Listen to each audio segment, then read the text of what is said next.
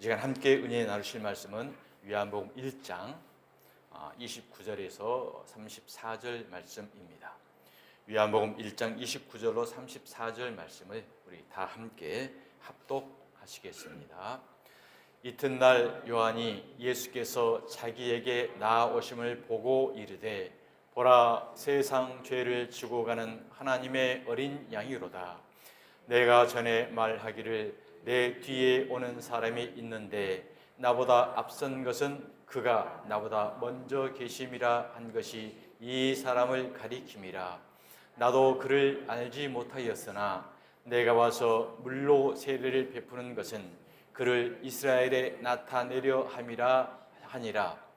요한이 또 증언하여 이르되 내가 봄에 성령이 비둘기같이 하늘로부터 내려와서 그의 위에 머물렀더라.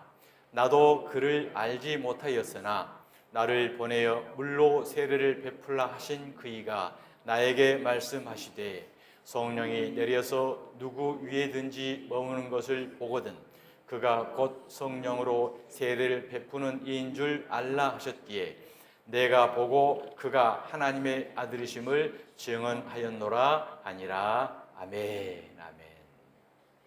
하나님의 어린 양을 보라라는 제목의 시간 함께 은혜를 나누겠습니다. 오늘 우리가 함께 읽은 이 본문은 인류 역사 가운데 가장 위대한 선언입니다. 복음의 가장 핵심이 응축된 그런 외침으로 시작이 됩니다. 보라, 세상 죄를 지고 가는 하나님의 어린 양이로다. 그렇습니다. 세례 요한이 외쳤고 이 외침에 응답해서 저와 여러분의 주께로 돌아왔고 이제 또한 저와 여러분이 마음과 뜻과 삶과 온 우리의 전체를 다 들여서 이 세상 가운데 외쳐야 할 우리의 신앙의 고백인 것입니다. 이 말씀은 단순한 세례 요한의 감탄이 아니라 설명이 아니라 선포이며 세례 요한의 의견이 아니라 하나님의 계시의 말씀인 것입니다. 세례 요한은 예수님을 향해서 위대한 선생이라든지 능력이 있는 예언자라든지 도덕적 모범이라고 말하지 않습니다. 그는 단 하나의 호칭 하나님의 어린 양으로 예수님을 규정하고 있습니다. 오늘 우리는 이 고백이 구약에서 어떻게 준비가 되었고 신약에 와서 십자가에서 어떻게 성취가 되고 그 성취됨이 오늘 이 시대 우리의 신앙의 삶 가운데 어떻게 적용이 되고 있는가라는 것을 우리는 말씀 가운데 은혜를 누리길 원합니다. 어떤 은혜로 오늘 이 시대에 저와 여러분에 다가오는 건지를 이 세례 요한의 외침을 통해서 시간 함께 은혜를 나누도록 하겠습니다. 오늘 본문 첫 번째 요한복음 1장 29절 말씀 다 함께 읽겠습니다. 이튿날 요한이 예수께서 자기에게 나아오심을 보고 이르되 보라, 세상 죄를 지고 가는 하나님의 어린 양이로다. 첫 번째 보라라고 외칩니다.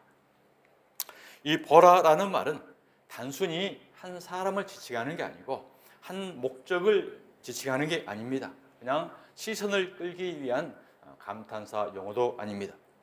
헬라어로는 이데라는 말인데 곧 하나님이 보여주시는 영적 통찰력의 계시를 보라는 것입니다. 우리가 성경은 누구든지 볼 수 있습니다. 어린아이 글만 읽으면 누구든지 볼 수 있고 교회도 십자가도 누구나가 다 볼 수 있습니다. 그러나 우리의 일반적인 육적 눈으로 보는 건가 아니면 계시의 영적 눈으로 보는 것에 따라서 우리가 볼 수 있는 대상이 180도 달라진다는 것입니다. 그래서 하나님의 백성들은 오늘 이 시대에 하나님의 말씀을 보고 세례 요한의 이 외침을 보고 진정한 하나님의 어린 양의 무엇을 우리가 봐야 될 것인가 라는 것을 우리는 이 보라 말씀 가운데 우리 자신들을 다시 되돌아봐야 한다는 것입니다. 여러분, 죄라는 것은 바로 이제 하말티아라는 말인데 관역을 벗어났다라는 뜻이에요. 관역.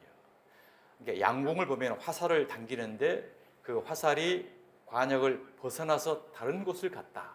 이게 이제 죄라는 본질이거든요. 저와 여러분이 신앙생활을 하면서 뭘 보면서 신앙생활을 하느냐 나에 따라서 우리의 그게 바로 죄라는 거예요. 그러니까 하나님의 본질, 하나님의 그 본 의도의 뜻대로 우리가 신앙의 목적을 정확하게 관역을 향하고 있는 건가? 아니면은 하나님을 이용을 해서, 예수님을 이용을 해서, 십자가를 이용을 해서 나의 뭔가 성취를 이루고자라고 하는 관역을 벗어난 신앙생활을 하고 있는 건가? 이것이 바로 죄의 본질이라는 거예요. 우리는 그냥 단순히 윤리, 교훈, 도덕, 일이 살아가는 도덕적, 행동적인 이게 죄라고 우리 여기잖아요. 물론 그것도 죄의 한 방편이기는 해요. 그러나 성경적 죄는 바로 그러한 죄를 이야기하지 않습니다. 왜? 모든 사람이 다 죄인이기 때문에. 그러나 하나님의 죄라고 규정하는 것은 바로 내가 보라고 했던 것을 보지 못하는 것, 내가 의도하고 있던 것을 정확하게 가지 못하는 것, 이것을 바로 성경은 죄다라고 이야기를 하는 것입니다. 그래서 하나님은 복음의 진실이 무엇입니까? 바로 예수 그리스도의 십자가의 도, 이게 바로 하나님의 뜻하고 원하는 관역입니다. 그런데 우리의 인간적 행위라든지 율법적 행위라든지 세상의 윤리, 교훈, 도덕, 정치, 이 세상적인 것, 이것을 얻기 위해서, 이루기 위해서 신앙을, 성경을, 목적을 이루고 있다고 한다면 그것이 바로 우리가 관역을 벗어나고 있는 행위라는 거죠. 그래서 죄라는 것은 이와 같이 벗어난 것을 말하고, 회개라는 것은 그렇게 잘못 가던 길을 다시 본질로 돌아오는 것, 이게 바로 회개입니다. 죄와 회개의 개념을 근본적으로 알아야 우리가 천국 갈 수 있는 제도를 알지, 그냥 세상 가운데 우리 행동적인 것을 먹고 담배 피고 주여 죄졌습니다, 물론 그것도 죄입니다. 죄 아니라고 하면 안 되죠. 그러나 그러한 죄들은 하나님을 믿는 사람이든 하나님을 믿지 않는 사람이든 불교를 믿는 사람이든 다 동일하게 여겨요. 그래서 사람에게 남을 해를 끼치는 거고 건강에 도움이 안 되는 거고 이건 죄된 행위야. 그래서 보편적인 건 만사 만물을 다 느끼는 거라는 거죠. 그러나 영적인 죄라는 것은 하나님이 뜻하고 원하는 관역을 벗어났던 것, 이것을 다시 돌이켜서 하나님의 뜻대로 원하는 길로 돌아오는 것, 이게 바로 죄고 회개다. 이것을 하나님이 원하시는 거예요. 그런데 이것을 본질을 벗어나서 다른 종교적 행위들, 교회에서 정치를 구호를 외친다라든지 뭐 나의 기복을 원한다든지 이게 목적이 되어버린다고 한다면 우리는 관역을 벗어난 잘못된 길을 가고 있다라는 것을 우리에게 말씀합니다. 그래서 우리는 반드시 잘 보라는 거죠. 그래서 세례 요한이 그 말라기가, 구약 시대의 말라기가 끝나고 400년이라는 암흑 시대가 왔어요. 이스라엘 백성이 암흑 시대가 왔는데 이제 한 사람이 요단강가에서 유대인들을 향하여 보라 보라라고 외치고 있는 거예요. 그러면서 하나님의 어린 양이 왔다라고 지금 예수를 향해서 외치고 있다는 사실이죠. 자, 그 시대적 상황으로 한번 2000년 전으로 돌아가 봅시다.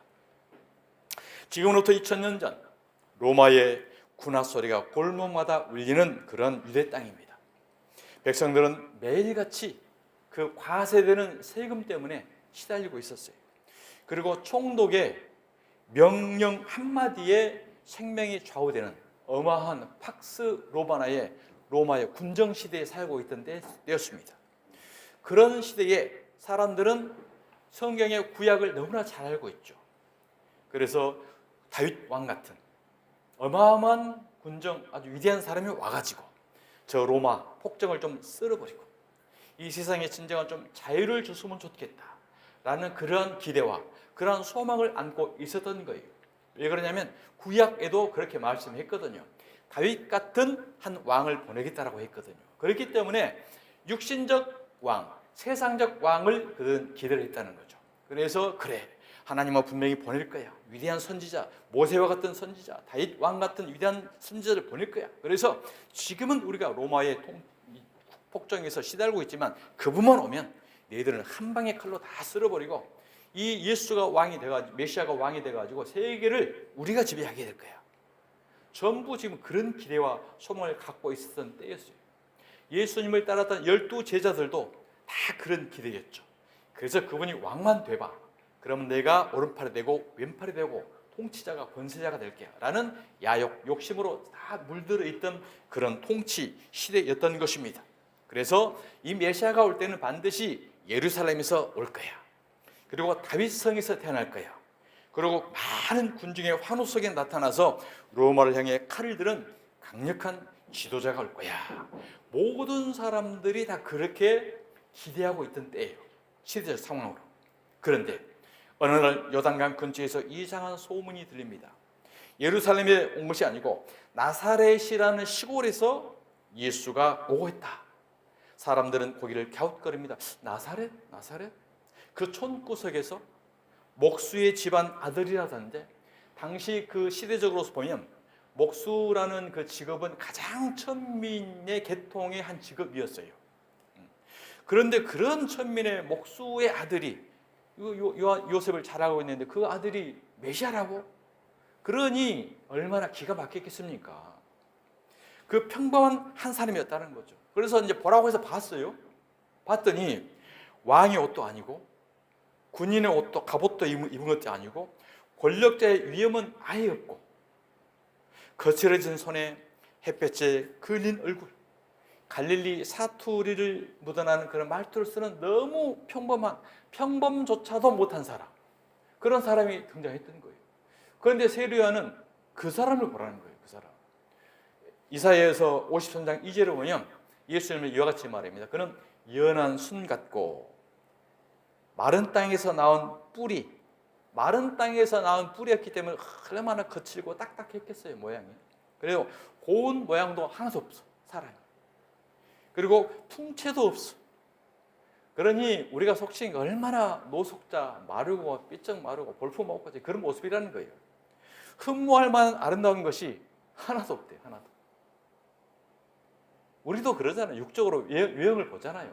그래서 좀 호감도 좀 있고 정감도 좀 있고 그렇게 해야 우리가 볼 수 있는데, 모양도 없고 풍채도 없고 마른 땅에서 나온 삐쩍 마른 그런 모양 같고, 그러니까 우리가 성화에서 볼 때는 아주 큰 모습으로 했기 때문에 그렇게 아주 위대한 훌륭하신 예수님으로 생각을 하지만, 실질적으로는 한마디로 봐줄 수 없는 그런 몰골 그런 형태로 예수가 온 거예요. 그런데 세례요한이 그 사람을 보고 봐라, 너희들이 기다렸던 어린 양이야, 메시아야, 이렇게 지금 외치고 있다는 것입니다. 그때 사람들은 어떻게 생각했겠습니까? 저 사람이 메시아라고? 저건 분명히 우리가 잘 아는 요셉 목수 그 아들인데. 그래서 그들은 하물며 이와 같은 얘기합니다. 나사렛에서 무슨 선한 것이 날 수 있느냐. 공통적으로 그들이 생각했던 메시아를, 이렇게 예수님을 봤다는 거죠. 그날 요단강에는 예수님보다 훨씬 더 훌륭한 사람이 있었어요. 그 사람이 누굽니까? 바로 세례요한입니다. 바로 낙타털을 옷을 입고 있었고, 그의 설교는 어마어마한 불같은 설교입니다. 회개하라 이 독사의 자식들아. 그리고 그 말에 감동받아서 많은 군중들이 구름대처럼 몰려다니는 시절이 있어요. 차라리 본인이 메시아라고 했다고 한다면 오히려 믿었을 거예요. 그런데 그런 세례요한이 모든 시선을 예수님께로 돌리며 외칩니다. 보라, 세상 죄를 지고 가는 하나님의 어린 양이로다라고 세례요한은 외치고 있다는 것입니다. 사람들은 놀랐습니다. 아니, 왜 하필 저 사람이냐? 왜 힘도 배경도 없는 저 사람을 가리키냐라고 그들은 의아할 수밖에 없었다는 사실이죠. 우리가 시대적 상황을 잠시 살펴봤습니다. 오늘 이 시대에 만약에 이런 모습으로 예수님이 왔다고 한들 저와 여러분은 보고 따를 수 있었을까요? 어쩌면 우리도 그들과 매일반일 수 있는 것입니다. 사랑하는 성도 여러분, 하나님은 우리 인간적 시각으로, 우리 인간적 판단으로 하나님의 구속사는 절대로 이어가지 않는다는 사실인 것입니다. 우리의 기대한 방식으로 하나님은 일을 하지 않으셔요. 칼을 든 메시아가 아니라 십자가를 질 메시아를 보내셨고, 왕의 자리가 아니라 도수장으로 끌려가는 어린 양을 하나님은 우리에게 보내주신 것입니다. 그래서 사람들은 눈으로는 보았지만 알아보지 못했고, 귀로는 분명히 들었지만 마음으로는 깨닫지를 못했던 것입니다. 그러나 하나님께서 눈을 열어주신 사람, 바로 세례 요한만 메시아를 알아볼 수 있었다는 사실이죠. 바로 이분이로구나. 구약의 모든 어린 양이 가리키던 그분, 우리의 죄를 대신 지고 가신 그분. 여러분, 이 세례 요한은 그 한 사람도 알아보지 못했던 그 시대에 어떻게 메시아를 알아볼 수 있었을까요? 요한복음 1장 6절에서 이와 같이 말씀합니다. 다 함께 읽겠습니다. 하나님께로부터 보내심을 받은 사람이 있으니 그의 이름은 요한이라. 요한이 똑똑해서 본 게 아닙니다. 요한이 성경적 지식이 많아서 본 것도 아닙니다. 무엇입니까? 바로 하나님께로부터 보내심을 받았기 때문에 메시아를 알아본다는 사실을 기억하시길 바랍니다.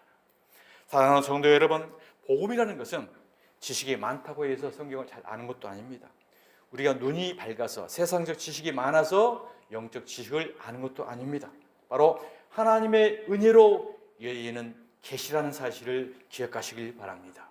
성경은 비유로 기록이 되어 있기 때문에 하나님으로부터 보내심을 받지 않으면은 하나님의 영적 진리를 우리는 깨달을 수가 없는 거예요.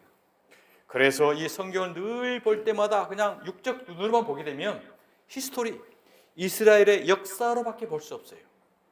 그러나 하나님께로부터 보냄을 받아 성령의 충만한 은혜를 받게 되면 히스토리가 아니라 히스 스토리가 되는 거예요.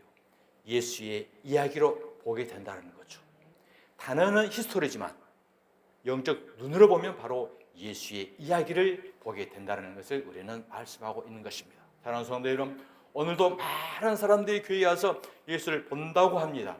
이 본다고 하지만은 그들은 예수를 통해서 자신의 육신의 문제를 해결하기 위해서, 자신의 정치적 입지를 해결하기 위해서, 자신의 세를 규합하기 위해서 이렇게 보고 있는 사람이 참 많이 있습니다.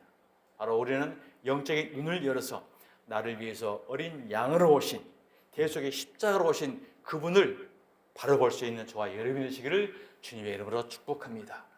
예수님은 제자들과 얘기하면서 이와 같이 말씀합니다.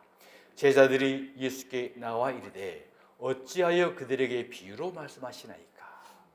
예수님은 공생애 동안 모든 말씀들을 다 비유로 하신 거예요.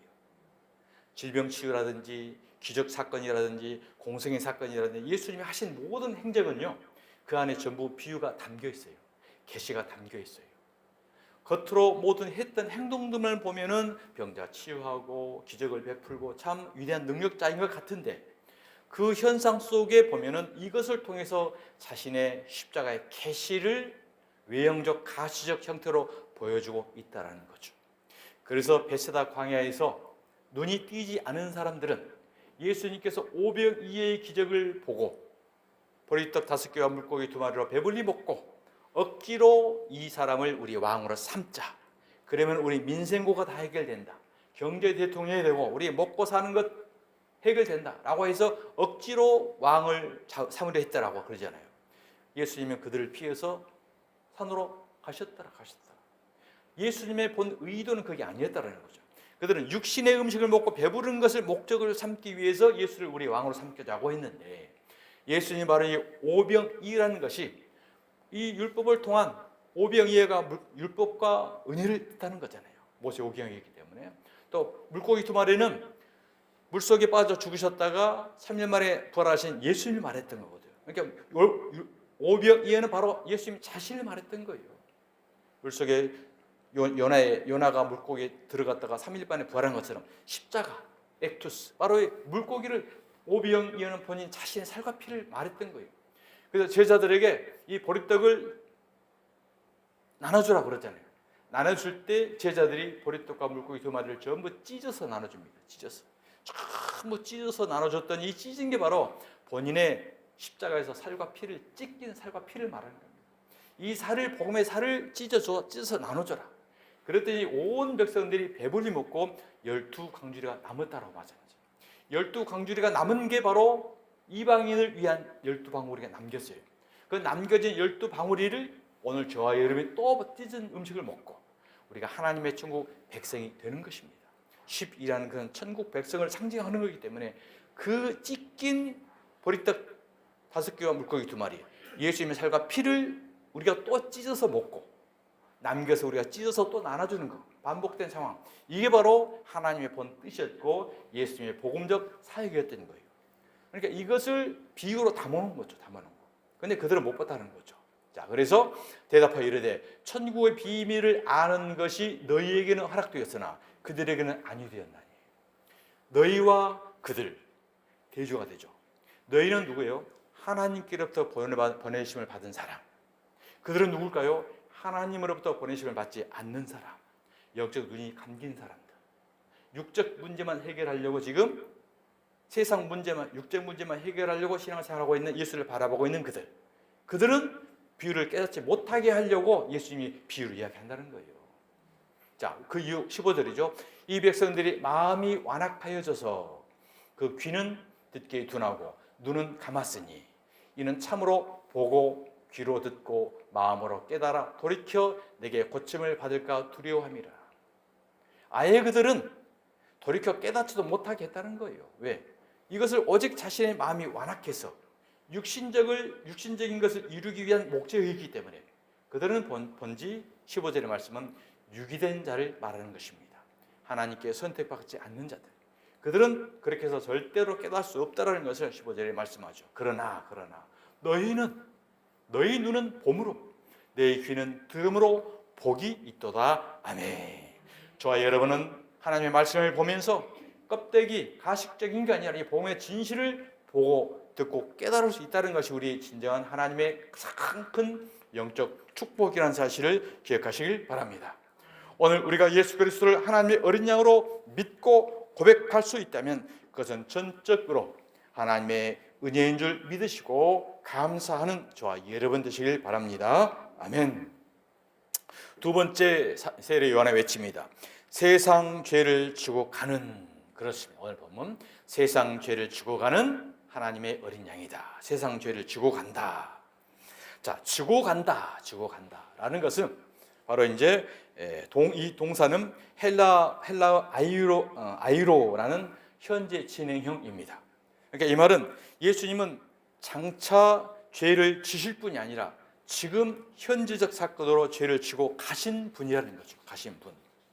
아직 십자가 사건은 아직 일어나지 않았잖아요. 지금 초기 사건이기 때문에. 그러나 요한은 이미 그 현실을 지금 보고 있는 거예요. 왜냐하면 예수님의 이 오심 자체가 이미 십자가를 향한 시작이었기 때문인 것입니다. 그러니까 예수님의 오심 자체부터 이미 십자가 사건의 구속사는 이루어지는 현재적 사건이라는 것을 세례 요한은 보고 알고 있었던 것입니다. 우리는 구약의 유월절 사건을 잘 알고 있습니다. 자, 출애굽기 12장 21절을 보면 애굽에서 출애굽을 할 때 그 문 임방마다 양의 피가 묻어 있는 집은 재앙에서 벗어났어요. 반드시 문 임방에 양의 피를 발라라. 그러면 그 집 안에 피가 발라져 있는 그 안에 있는 사람들은 다 구원받는다. 그러나 이 피를 바르지 않는 사람은 전부 심판을 받는다라는 내용이에요. 모세가 이스라엘 모든 장로를 불러 그들에게 이르되 너희는 나가서 너희의 가족대로 어린 양을 택하여 유월절 양으로 잡고 우슬조 묶음을 가져다가 그릇에 담은 피에 적셔서 그 피를 문 임방과 좌우 설주에 뿌리고 아침까지 한 사람도 자기 집 문 밖에 나가지 말라. 여호와께서 애굽 사람들에게 재앙을 내리려고 지나가실 때에 문 임방과 좌우 문설주의 피를 보시면 여호와께서 그 문을 넘으시고 멸하는 자에게 너희 집에 들어가서 너희를 치지 못하게 하실 것이니라. 조건이 무엇이었습니까? 피가 발라져 있느냐, 피가 발라져 있지 않느냐에 따라서 심판과 구원이 이루어졌다는 사실이죠. 바로 이 피가 바로 이제 이사야에서는 바로 예수님이라고 또 규정을 하고 있습니다. 이사야 53장 7절에 보면 그는 곤욕을 당하여 괴로울 때에도 그의 입을 열지 아니하였으며 마치 도수장으로 끌려가는 어린 양과 같도다. 그러니까 이스라엘 백성들에게 패스오버, 유월절 사건 너무 잘 알고 있잖아요. 자기 조상들이 일이기 때문에. 그 어린 양의 피가 발라진 곳은 다 살았는데 그 어린 양의 피를 발랐던 그 구원의 사건이 바로 예수야. 이분이 그 양의 역할을 하기 위해서 오신 거야. 그래서 그와 같이 볼품도 없고 죽기 위해서 예수가 왔다. 도살장으로 끌려가는 양처럼 끌려가기 위해서 왔다라는 것을 설명을 하고 있는 것입니다. 그래서 어린 양은 다가올 참 어린 양을 가리키는 그림자였다. 구약의 모든 제사, 짐승이 죽어야 하는 것은 바로 예수님이 십자가에서 죽어야 할 것을 모형이요 그림자로 보여주는 거예요. 그러면 진짜가 왔어요. 실체가 왔어요. 진짜 실체를 봐야 할까요? 여전히 모형 그림자를 봐야 할까요? 실체를 봐야 하죠. 그런데 여전히 그들은 실체를 안 보고 모형 그림자를 바라보고 있다는 거예요. 이게 바로 히브리서 10장의 김짓죄라는 것입니다. 실체가 왔다. 구약계 그 수천 년 동안 제사 드리고 제사장 드리고 하나님 역사했던 것, 이게 그 진짜가 온 거야. 그래서 여기를 봐. 그런데 이걸 안 보고 계속 이걸 보고 있어요.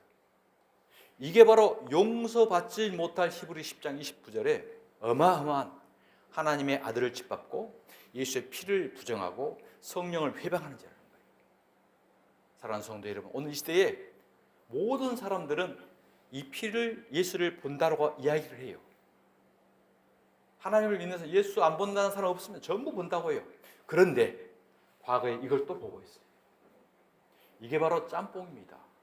하나님의 말씀과 세상의 말이 섞여니까 노아 심판. 노아 심판이 무엇이었어요? 물 심판이었잖아요.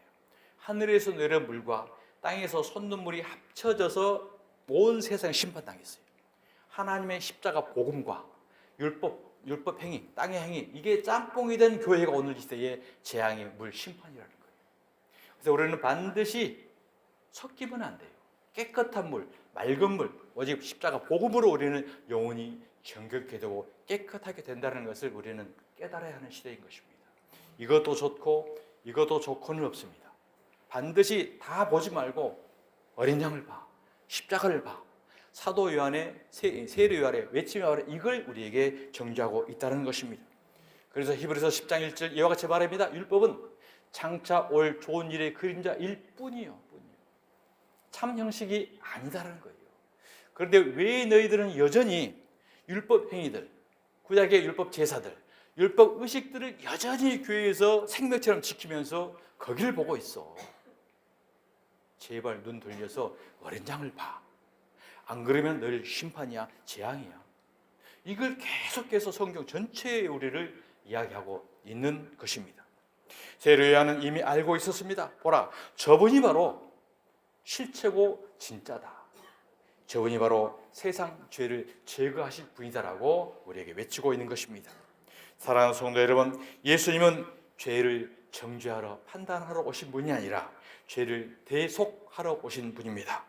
그래서 우리가 십자가 앞에 설 때 주님, 제 죄는 이미 지고 주님께서 가셨습니다라고 이제 그분을 보면서 고백할 때 저와 여러분이 모든 죄에서 용서받고 영원한 영생의 천국길로 이루게 됨을 믿으시길 바랍니다. 아멘. 세 번째, 성령이 머무신 어린 양을 보았노라 라고 고백을 합니다. 세례 요한은 자신의 증언을 이렇게 이어갑니다. 1장 32절이죠. 시작. 내가 보매 성령이 비둘기같이 하늘로부터 내려와서 그의 위에 머무는 것을 보았노라. 아멘. 여기 중요한 단어 머무는. 구약에서는 성령이 일시적으로 임했다가 떠났습니다. 그래서 사무엘상에 보면 하나님의 영이 크게 임하였으나 사무엘상 16장 14절에 보면 여호와의 영이 사울에게서 떠나고. 그러니까 구약 시대는 왕, 선지자, 제사장들에게 하나님의 영이 임해서 순간적으로 역사했어요. 그러나 하나님이 사용할 때 영이 왔다가 영이 떠나는 시대는 구약이었던 거죠. 왜요? 그들은 완전한 순종이 아니었기 때문에 일시적이었다는 거죠. 완전한 성취도 이룰 수가 없고 부족한 인간들이었기 때문에. 그러나 예수님은 죄가 없으시고 완전하시고 완전한 분이십니다. 그분에게 임한 성령은 절대 떠나지가 않는다라는 거죠. 그래서 예수님 위에는 성령이 영원히 머무는 자가 된 것입니다. 완전한 순종자이셨기 때문에. 자, 이것은 무엇을 의미합니까?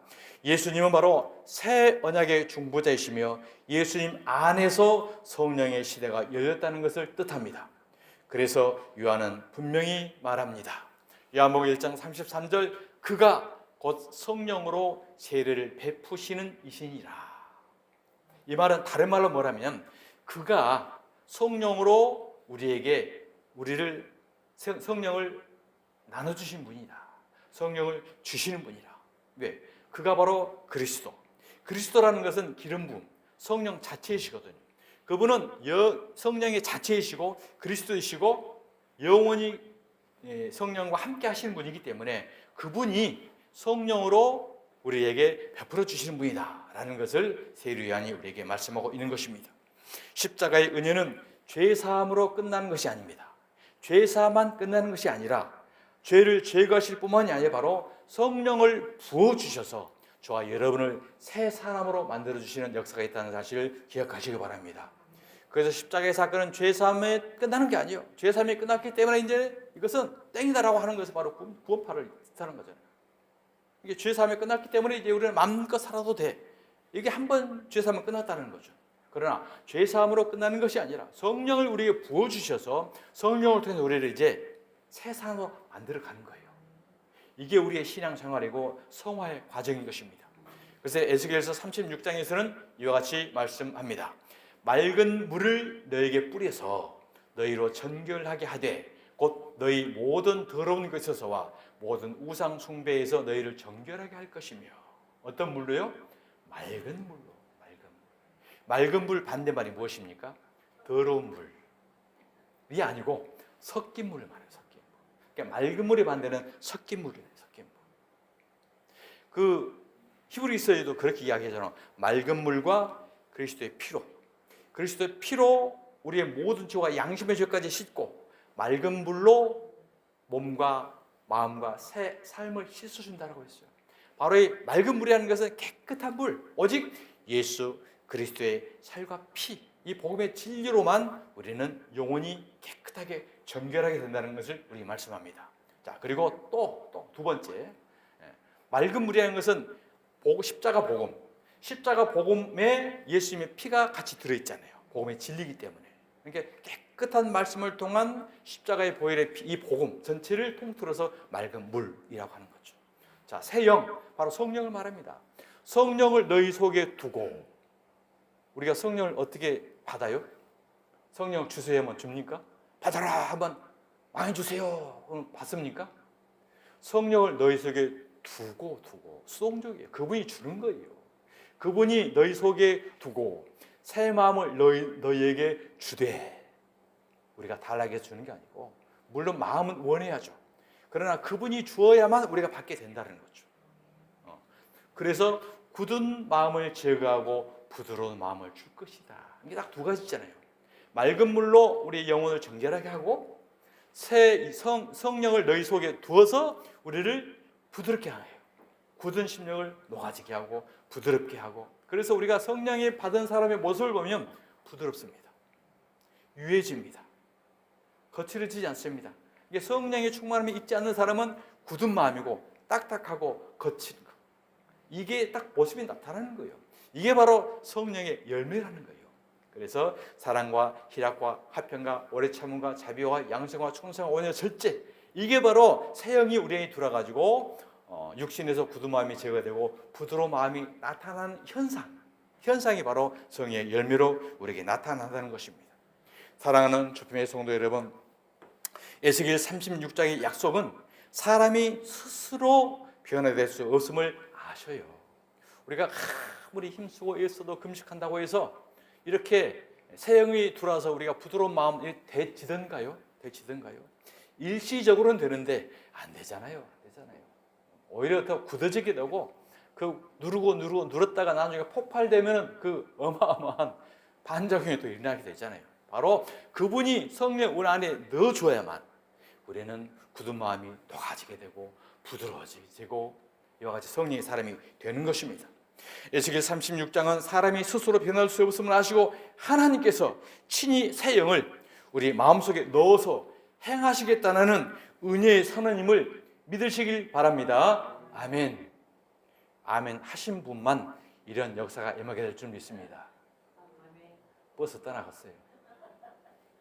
다시 한번. 사람이 스스로 변화될 수 없음을 아시고 하나님께서 친히 새 영을 저와 여러분의 마음속에 넣어주셔서 하나님의 은혜로 새로운 사람으로 부드러운 사람으로 만들어 가시는 역사가 있다는 사실을 믿으시기 바랍니다. 아멘. 아멘. 아멘 하시는 분은 반드시 이와 같이 될 겁니다.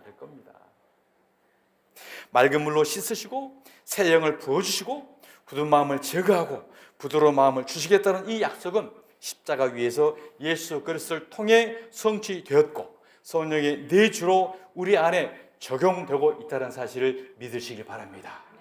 믿는 자에게 어느 순간에 그 굳었던 딱딱했던 거칠었던 내가 이렇게 되고 있다는 얘기가 자신도 몰라요. 콩나물 기르면은 콩나물 넣어놓고 물을 계속 붓잖아요. 하루 붓고 이틀 붓고 똑같네. 어느 순간에 보니까 이만큼 살아있네. 세상에 물만 부었는데. 이와 같이 성령님이 임하게 되면 어느 순간에 우리의 믿음들이 굳은 마음이 부드럽게 되고 성령의 사람으로 변화되는 역사, 이걸 하나님이 이루신다는 사실을 기억하시기 바랍니다. 그래서 우리는 의지하는 거예요. 하나님, 내 힘으로는 안 되네요. 이 성령님을 의지합니다. 성령이 그 에스겔 36장에 그렇게 하시겠다고 약속했잖아요. 그 약속 나에게도 적용시켜 주세요. 하나님은요, 약속을 붙잡고 이야기하면은, 약속을 붙잡고 기도하면 꼼짝 못해요. 우리도 그러잖아요. 아빠, 설날 나 장난감 사준다고 약속했잖아. 그랬어? 약속했구나. 한번 사줘야지. 아빠의 약속을 말해서 아이가 부모에게 말하면 약속은 반드시 지켜주잖아요. 하나님도 자신의 언약, 자신의 약속은 절대로 변치 않습니다. 신실하신 분, 믿부신 분이기 때문에. 그러니까 하나님의 구약의 성경에 어떻게 약속을 했는가, 이걸 약속을 붙잡고 그걸 기도하는 거예요. 그러면 하나님의 역사가 있다는 사실인 것입니다. 그러므로 우리의 구원은 우리의 노력의 결과가 아닙니다. 은혜의 선물이며 신앙의 시작도, 지속도, 완성도 하나님께 있다는 사실을 기억하시길 바랍니다. 오늘도 새 마음을 주신 주님 앞에 겸손히 서는 저와 여러분이 되시길 주님의 이름으로 축복합니다. 아멘. 마지막으로 내가 보고 증언하였노라 라고 세례요한은 말씀합니다. 내가 보고 그 하나님의 아들이심을 증언하였다. 여기 보고라는 것은 단순히 육신의 눈으로 보는 것이 아닙니다. 깊은 인식과 확신을 동반한 영적 통찰을 우리에게 말하는 것입니다. 십자가를 본 사람은 그래서 자기를 드러낼 수가 없습니다. 세례 요한은 이렇게 말합니다. 그래서 그는 흥하여 하겠고 나는 쇠하여야 하리라. 내가 한 게 없구나. 하나님이 시작했고 하나님이 지속하고 하나님이 완성해 가시는 거구나. 그렇기 때문에 다 하나님의 은혜인 거지 내가 해놓은 게 없다라고 이야기하는 거예요. 그래서 십자가를 제대로 보고 하나님의 은혜를 누린 사람은 겸손해질 수밖에 없다는 사실인 것입니다. 사랑하는 수편의 성도 여러분, 오늘 교회의 사명은 분명합니다. 세상을 향해 저와 여러분도 이와 같이 외쳐야 되는 것입니다. 시작. 보라, 세상 죄를 지고 가는 하나님의 어린 양이로다. 오늘도 수많은 사람들은 정치적인 메시아를 보고 외치고 있습니다. 성공의 메시아를 보고 있습니다. 문제 해결사 예수를 보고 찾고 있습니다. 그러나 하나님이 우리에게 주신 예수님은 하나님의 어린 양이십니다. 우리의 죄를 대신 지시고 십자가에서 값을 치르시고 성령으로 우리를 새롭게 하시는 바로 그분인 것입니다. 그리고 주님께서는 우리에게 자기의 십자가를 지고 나를 따르라고 말씀을 합니다. 누가복음 9장 23절입니다. 또 우리에게 이르시되 아무든지 나를 따라오거든 자기를 부인하고 날마다 자기의 십자가를 지고 나를 따를 것이니라.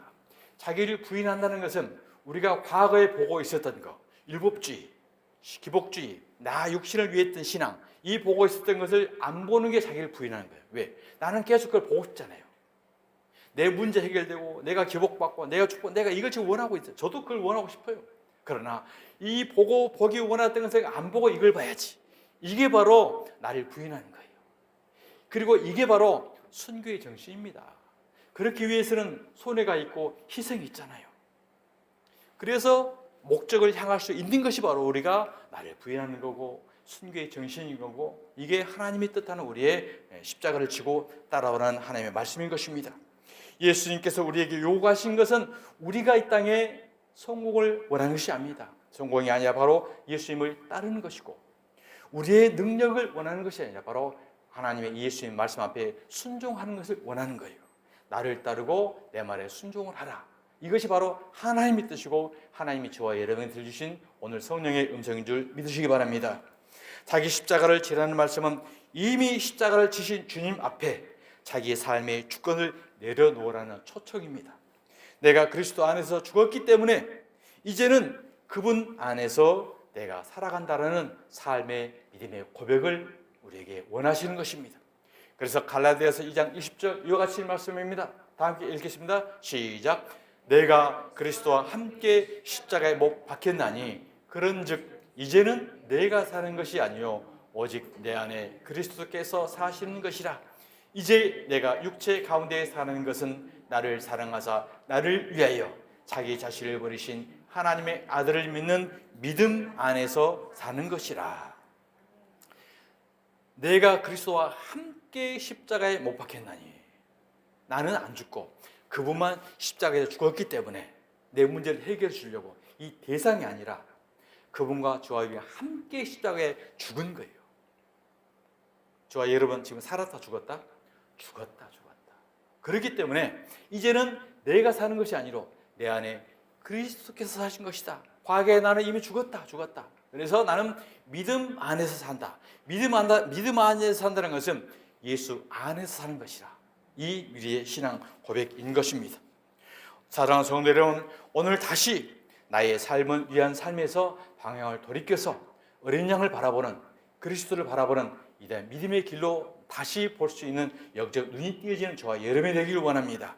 그 십자가 앞에서 자기를 부인하고 날마다 주님을 따르겠다라고 고백하고 한번 결단 한번 해 보십시다. 주님은 우리가 감당하지 못할 시험 당할 십자가를 지게 하지 않으십니다. 만약에 우리가 지지 못하고 감당하지 못할 길이 있다고 한다면 반드시 피할 길을 예비해 두신다고 했어요. 그래서 우리를 버려둔 채 혼자 앞서 가시지도 않습니다. 주님은 언제나 십자가를 먼저 지시고 우리에게 따르라고 말씀을 하세요. 지치고 힘들고 연약할 때는 반드시 도울 힘을 주시고 피해야 할 길을 주시고 하나님께서 인도하십니다. 그러니 너무 이 세상에 먹고 사는 문제에 너무 골똘하지 마시고, 그래 내가 믿음으로 내려놓고 이제 그 십자가를 한번 따라볼 거야. 그때 하나님은 역사하시고 인도하신다는 사실을 기억하시기 바랍니다. 우리가 먼저 내려놓고 그분을 따르겠다라고 고백할 때 순교의 정신으로 믿음의 고백을 갈 때 그때 우리 도와주세요. 이것도 잡고 할 때는 그래 한번 해봐. 내버려둬요. 이걸 놓을 때까지 기다려요. 분명히 놔버리고 그래 내가 이 길을 갈 거야. 딱 결단하는 순간 하나님은 붙드시고 역사하신 줄 믿습니다. 오늘 나를 따르라. 그리스도를 봐라.